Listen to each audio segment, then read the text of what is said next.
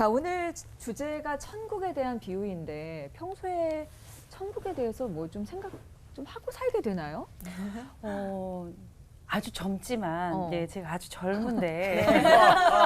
갑자기 강조를? 네. 아주 젊은데, 계속 이제 살다 보니까 또 한 해 한 해 또 나이가 들어다 보니까 천국에 대한 생각 많이 하게 되고 소망이 생기는 거 정말 천국 소망밖에 없구나라는 생각들을 많이 하게 되는데 그래도 사실 세상을 더 많이 의식하는 건 어쩔 수 없는 것 같아요. 그래서 질문을 드리는 것 하나 정리해서 말씀드리면 천국, 하늘나라, 하나님 나라는 복음서에서 같은 말로 표현을 하고 계시잖아요. 그러면 하나님 나라와 교회는 같은 것인가? 현재 우리 교회는 같은 것인가? 다르다면 어떤 점에서 다르고 또 하나님 나라와 교회는 어떤 관계인지 설명을 좀 부탁드리겠습니다. 칠판 다 까놓고 칠판에 이제 질문은요. 네. 저도 질문 드리는 거 많이 궁금했어요. 이렇게 저 요약 정리하는 건 우리 목사님이 하시고 제가 아까 설교할 때 네. 그 관련된 언급이 잠깐 네, 있어서 네, 네. 제가 말씀드리면 우리가 이 지상에서 천국 하나님 나라를 경험할 수 있는 가장 중요한 두세 군데 중에 하나가 교회 공동체다. 네, 네. 제가 그렇게 말씀을 드렸는데 하나님 나라 이거는 신약 성경은 헬라어로 쓰였잖아요. 헬라어로 발음해 보면 바실레이아 이렇게 발음해요. 그리고 교회는 에클레시아. 뭐 그래서 그냥 뒤에 다 아로 이렇게 끝나잖아요. 그래서 이제 바실레이아, 에클레시아.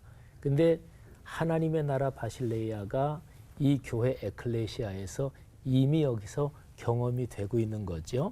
근데 똑같지는 않습니다. 그러니까 교회는 에클레시아는 바실레이아를 목표로 향해서 계속 걸어가는 순례자 또는 도상의 존재지.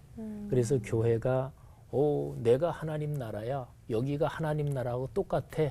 이러면 이제 교회는 교만해서 타락하는 거죠. 또 교회가 하나님 나라 그런 거 필요 없어. 우리 세상에서 교회가 사람 많이 모이고 교회 재정 많고 우리 교회 크면 다지 뭐. 이건 완전히 속물적인 사고방식이잖아요. 그러면 그 교회는 하나님 나라는 안중에도 없는 거죠. 그러면 속물이 돼서 타락하는 거죠. 그러니까 교회는 내가 하나님 나라라고 동일시해도 타락하는 거고 교만으로 하나님 나라를 잊어버리면 속물이 돼서 타락하는 거고 그러니까 교회는 늘 하나님 나라가 목표지 그러면서 그 거룩한 긴장 관계를 놓치지 않고 계속 걸어가는 그 존재가 교회다 이렇게 생각합니다. 너무 정리가 잘 됐어요. 네. 머릿속에. 천국 하나님의 나라 비유컨대 비유컨대. 비유로 말씀을 드리겠습니다. 네. 이제 제가 어린 시절에 우리 아버지가 이 서울의 약수동에 큰 땅을 샀어요. 근데 거기 허름한 집이 하나 있었어요. 근데 그 집에서 사는 동안 굉장히 불편했어요. 집이 집이지만 거기서 잠도 자고 밥도 먹었지만 비가 오면 비가 샜어요. 그리고 또 뭐 추위도 제대로 막아주지 못하는데 임시 거처를 했어요. 거기 거처하는 동안에 무슨 일이 벌어지고 있었는가 하면 바로 옆에 굉장히 땅이 컸거든요. 옆에서 우리의 새 집이 지어지고 있었어요. 그래서 여기 지금 막 비 새는 요 조그만 집에 사는데 하나도 불편하지 않았어요. 매일 행복했어요. 지금 올라가고 있는 집이 보이니까, 새 집이 보이니까. 그러니까 이 집에서 불편하고 밥 먹을 때도 불편하지만 바깥 보면 너무 행복한 거야. 저 집에 언제 들어가지? 막 이거. 희망이 있으니까. 희망. 만일 이 비 새고 바람도 막아주지 못하는 집에서 평생 산다고 생각해봐요. 그 막 절망적이고 얼마나 속상하겠어요. 저는 교회와 하나님 나라 또는 천국을 그렇게 보고 싶은 거예요. 지금 분명히 교회도 천국의 한 모습을 갖고 있어요. 그러니까 아직 완성되지 않은 공사 중인 교회, 공사 중인 하나님의 나라. 그러니까 여기서 있으려면 헬멧도 써야 돼요, 안전모. 그리고 와서 내 딸이 때릴 수 있거든. 발로 걷어찰 수도 없기 때문에. 그런데 걷어차면 화가 나가지고 같이 싸우면 이건 뭐 완전히 난장판돼요. 근데 어떤 사람은 헬멧도 쓰고 또 신발도 아주 든든하게 다치지 않는 못에 찔려도 괜찮은 네. 신발을 신고 있는 사람에게는 찔려도 괜찮아요. 돌이 위에서 떨어져도 괜찮은 거예요. 그러니까 하나님의 교회는 지금 이 땅의 교회는 하나님의 나라의 모습을 분명히 갖고 있지만 아직 공사 중이에요. 그러니까 공사 중이기 때문에 에이 이거 불편해 안 나와가 아니라 여기서 조금 기다리다 보면 정말 좋은 하나님의 나라는 완성되는 그날이 오죠. 너무 뭉클해요. 권 목사님께서 정리를 좀 해주시죠. 제가 어쩌다 이게 정리하는 역할을 했는데 그분의 말씀이 너무 연륜이 있고요. 이게 이제 우리 중요한 것을 좀 핵심은 잡기는 해야 될 것 같습니다. 하나님의 나라 할 때 바실레이아는 사실 왕국이라는 표현이 더 맞습니다.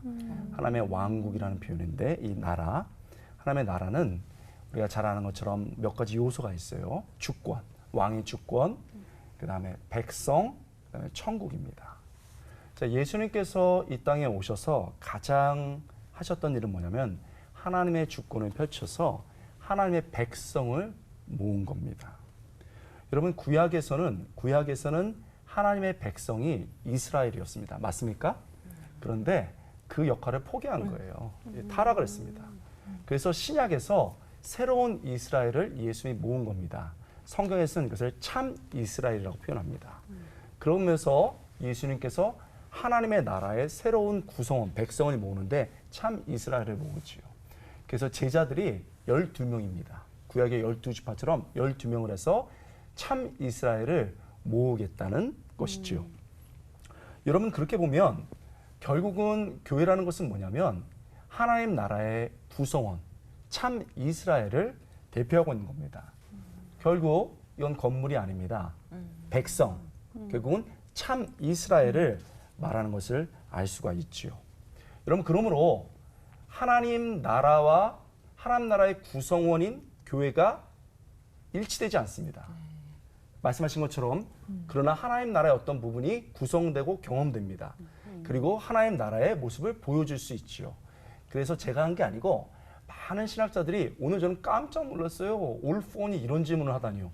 하나님 나라 교회가 갔으면 이 질문은요. 정말 50년을 흔들었던 질문입니다. 근데 올폰에서 나왔어요. 수준이 있죠. 네, 수준이 있어요. 합이에요. 그런데 하나님 나라와 교회는 같지 않지만 너무나 중요한 요소고 하나님 나라를 확장시키는 중요한 통로다. 제 말이 어려우면 두 분의 말만 기억해도 되겠습니다. 네. 김관성 목사님의 약수동에 있는 헌집 네. 세집. 좋은 비유로 마음 기억해 주시네요. 이미지네이션으로. 네. 와.